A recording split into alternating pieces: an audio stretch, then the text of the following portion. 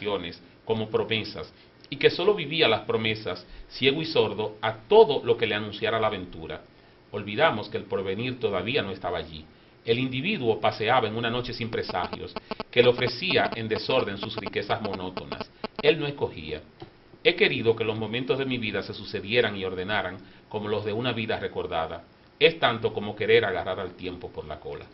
Esa forma tan lenta de que sucedan las cosas, tan inexorable también, me recuerda un poco a otro existencialista, Albert Camus.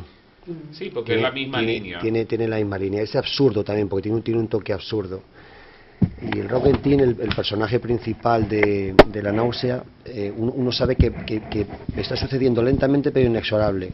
Hay un momento en el que se desencadena todo en un parque. Todo lo que parece que poquito a poco va a ir viniendo se desencadena en un parque. Y ahí justifica un poco la influencia de Martin Heidegger con el asunto de ser y tiempo.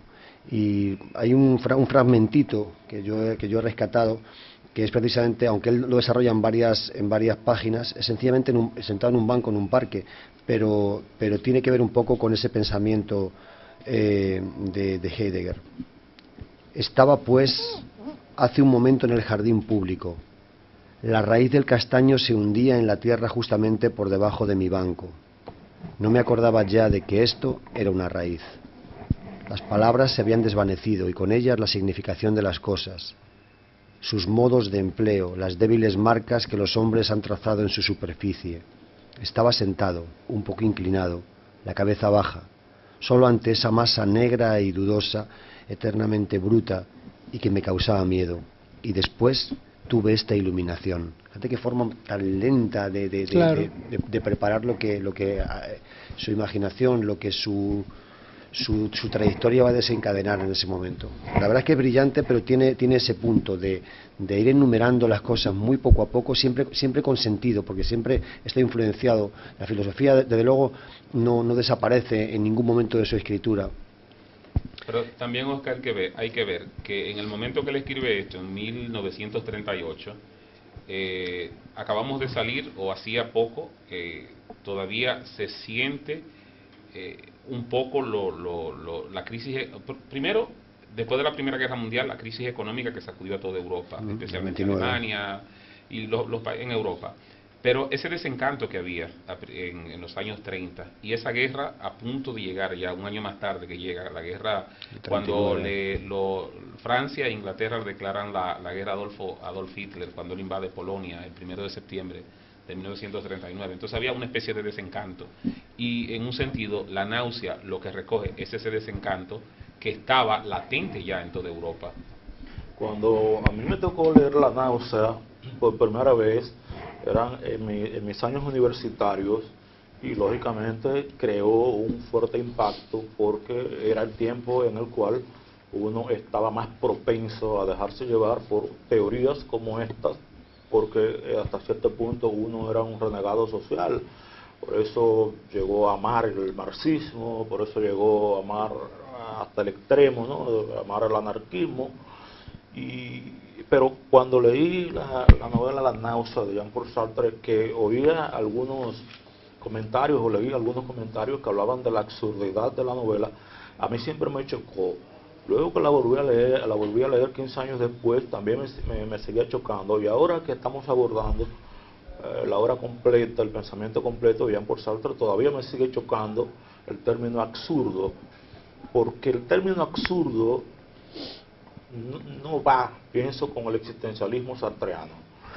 Porque, fíjense ustedes que el personaje de La náusea no es un personaje nihilista, no es un anacoreta propiamente dicho, es un hombre que sabe que está condenado a vivir con una sociedad que lo deja libre, que es la alteridad que hasta cierto punto nos toca y nosotros la sufrimos. Eso es lo que plantea propiamente el personaje de La náusea. Y yo digo, no es absurdo, porque si nosotros vemos el pensamiento de Sartre, el abordaje del marxismo propiamente dicho, que lo llevó a tener cruentas luchas conceptuales con críticos tan importantes del marxismo como Luis Althusser, que se dice que ha sido la única polémica que Sartre perdió en su vida con Luis Althusser. Debemos recordar que Luis Althusser escribió excelentes libros que modernizaron el marxismo francés.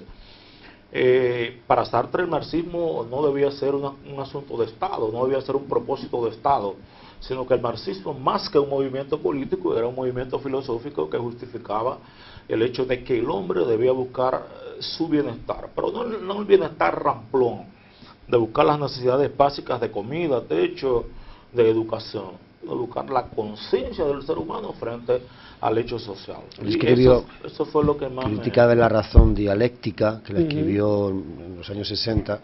Él trataba de mezclar un poco el marxismo con el existencialismo, y yo creo que ahí lo plasmó bastante bien.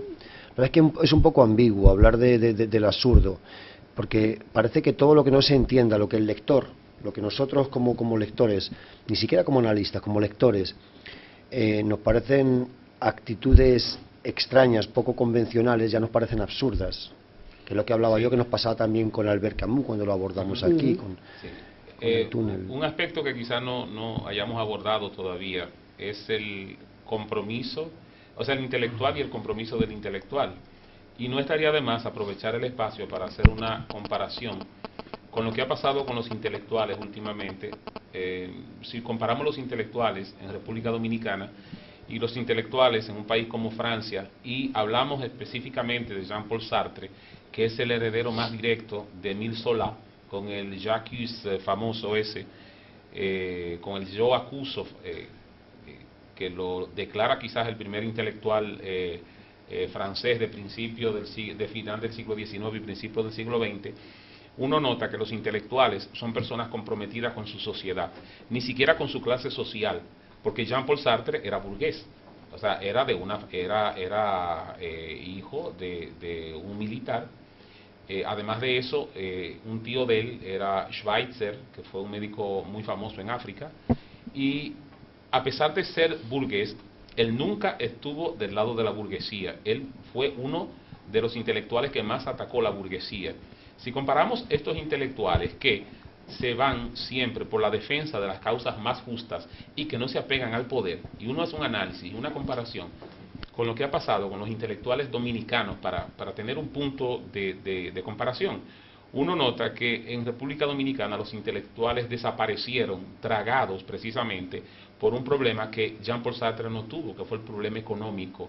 Haber tenido la comodidad económica y ser un escritor en un país donde había una clase media que siempre compraba sus libros, y no tener esa dependencia económica del poder como lo tienen los intelectuales dominicanos, hizo a Jean-Paul Sartre un intelectual crítico.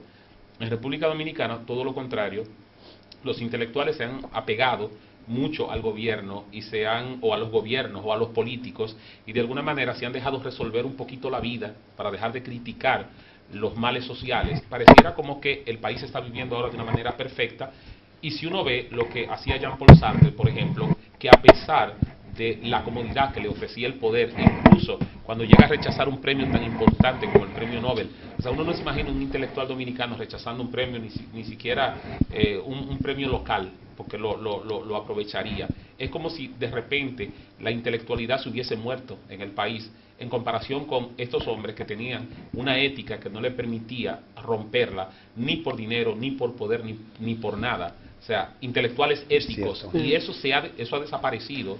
Y cuando uno nota, y no solo en República Dominicana, América Latina ha sufrido la misma crisis.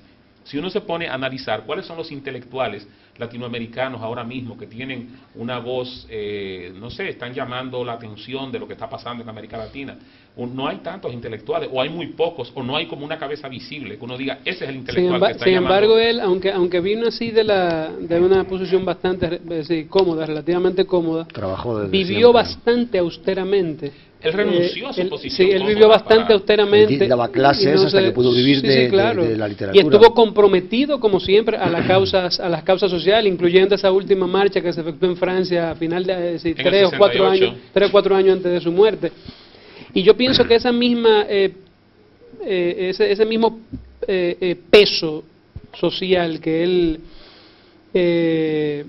tenía y que realmente se le brotaba, fue lo que llamó la atención a muchísimos, no solamente literatos, sino políticos de izquierda de Claro. nuestro país y de Latinoamérica en general. En Cuba, aquí en este país, Es que no Sartre, fue uno ni dos, es que él fue era la revolución de Cuba, era la China, que cuando se acercó al maoísmo, claro. formó parte del tribunal Russell cuando con Bertrand Russell formó el tribunal el Russell, tribunal ¿no? Russell, Sí, claro. por los crímenes de los criticó americanos. los juicios de Burgos y de Leningrado en favor de los Y en acusados. contra de la guerra de Vietnam. En En contra de la contra de la guerra de Vietnam y en contra de su gobierno, con lo que ha dicho antes Ramón, con la independencia de Argelia. Entonces era un tipo comprometido, era un tipo íntegro a pesar de las conveniencias sociales. Que llegó a penetrar inclusive una sociedad tan exclusiva como la de los Estados Unidos, como la